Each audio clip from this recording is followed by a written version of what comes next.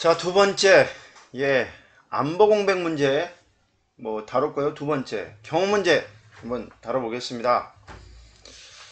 자, 경호 문제 참 문재인 대통령이 광화문으로 옮기려고 했을 때도 경호 문제가 가장 컸죠. 네. 그래서 사실 우리나라식의 경호가 너무 구시대적인 거 아니냐 이런 얘기도 할 수 있습니다. 너무 빡세다. 미국 같은 경우에는 그렇게 하지 않는 것 같다. 이런 의견도 있을 것 같은데요. 어찌됐건 경호 문제 보시죠.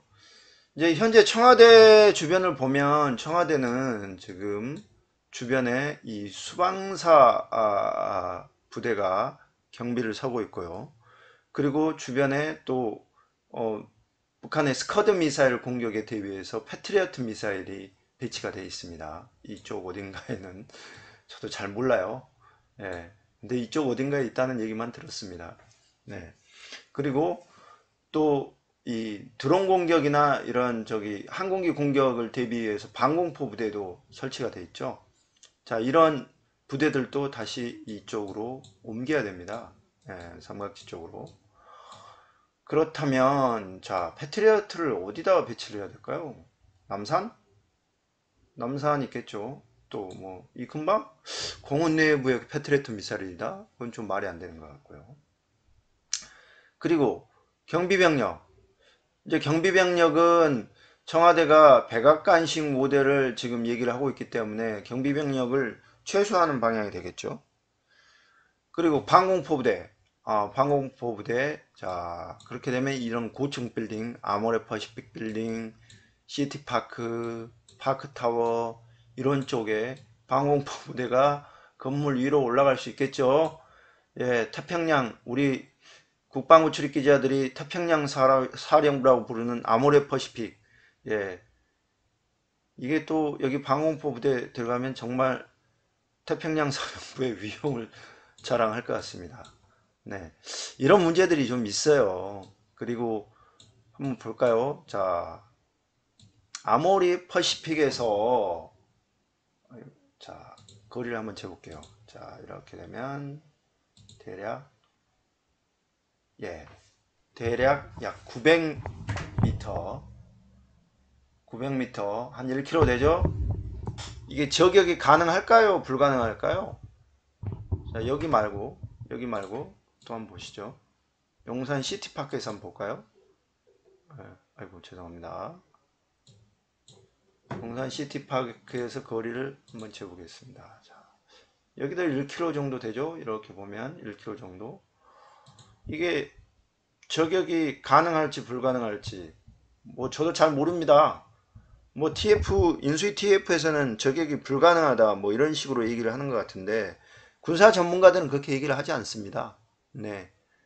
이라크전에서는 3km까지도 저격한 사례가 있다. 이렇게 얘기를 하니까 저격이 가능하겠죠.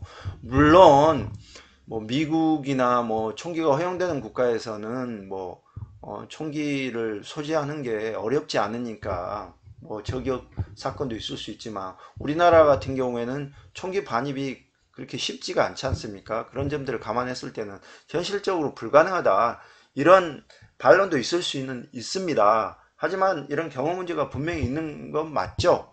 그리고 보면 처음 청와대 국방부로 가는 게 좋겠다 라고 했던 박성진 기자도 보면 그 부분은 분명히 있어요.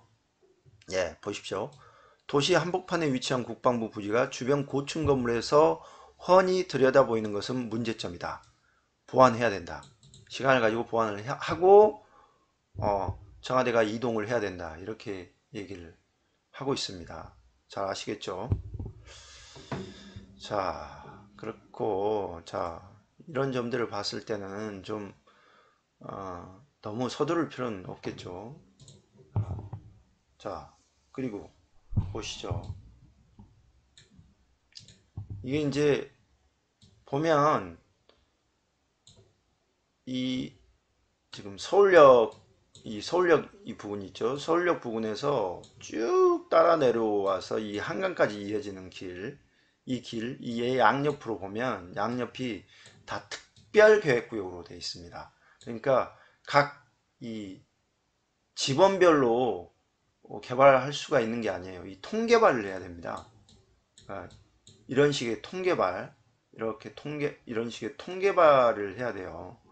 그리고 이렇게 이제 이렇게 되면 고층 빌딩이 들어설 수밖에 없죠. 보시면 보십시오. 이 빨간색이 이 빨간색으로 표시된 게 상업지역인데 이 상업지역들은 용적률이 꽤 높습니다. 그래서 고층 빌딩이 들어서는 거죠. 그래서 이제 문제는 요 지역이에요. 요 지역이에요. 네? 이 지역은 조금 아직도 약간의 제한이 있는데 이 지역들은 특별계획구역으로 이게 고층 건물들이 들어서야 되는데 이게 지금 대통령 직무실이 여기 들어서면 대통령 이런 제한이 또 생길 수밖에 없지 않겠습니까? 여기에 대해서 이제 뭐 고종환 원장 같은 경우에는 이렇게 얘기를 합니다. 오히려 관광 명소가 되면서 이쪽 지역 개발이 활성화될 거다. 그런 점들 분명히 있다.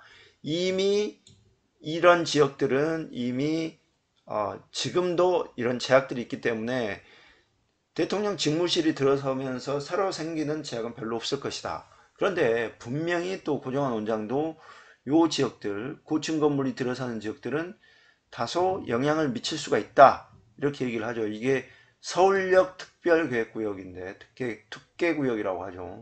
이런 문제들이 분명히 있어요. 그리고 이제 이 공간이죠. 한남동 공간에서 이쪽으로 들어서면서 결국에는 어떤 교통체증 문제 분명히 있을 수 있고요. 참 어려운 문제입니다. 그래서 내부에서도 국민의힘 내부에서도 좀 천천히 가자.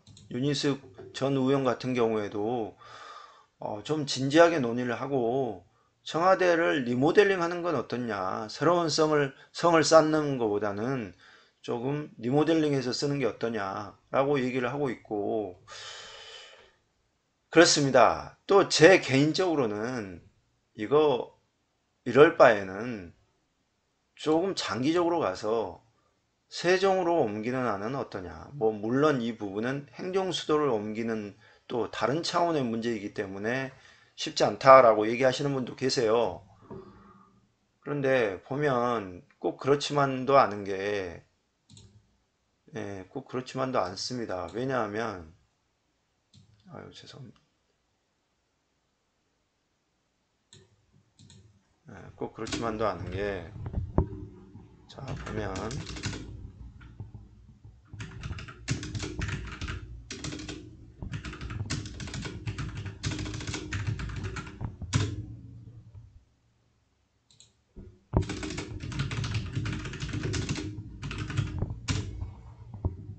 보세요. 자, 윤석열 세종시 대통령 제 임무실 추진동의 세종서 국매에 자주 열겠다.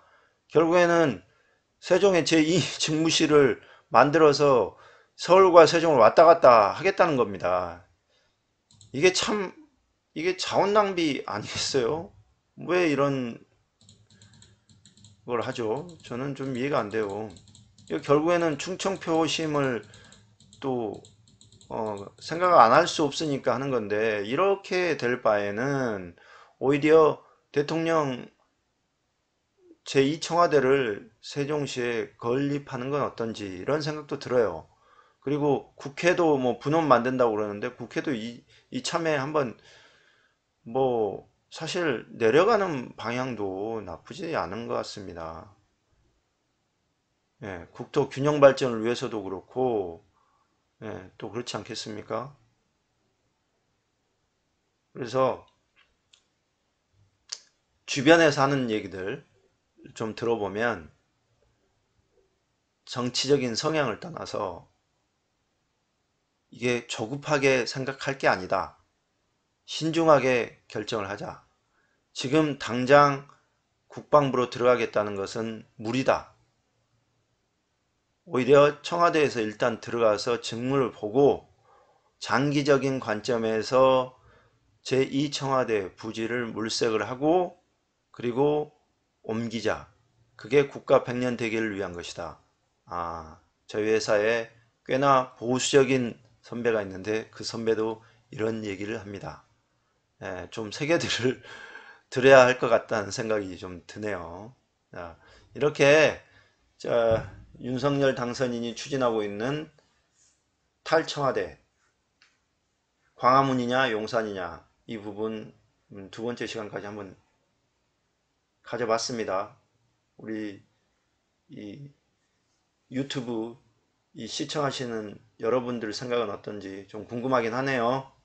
자, 좋아요와 구독 눌러주시고 댓글도 열심히 올려주십시오.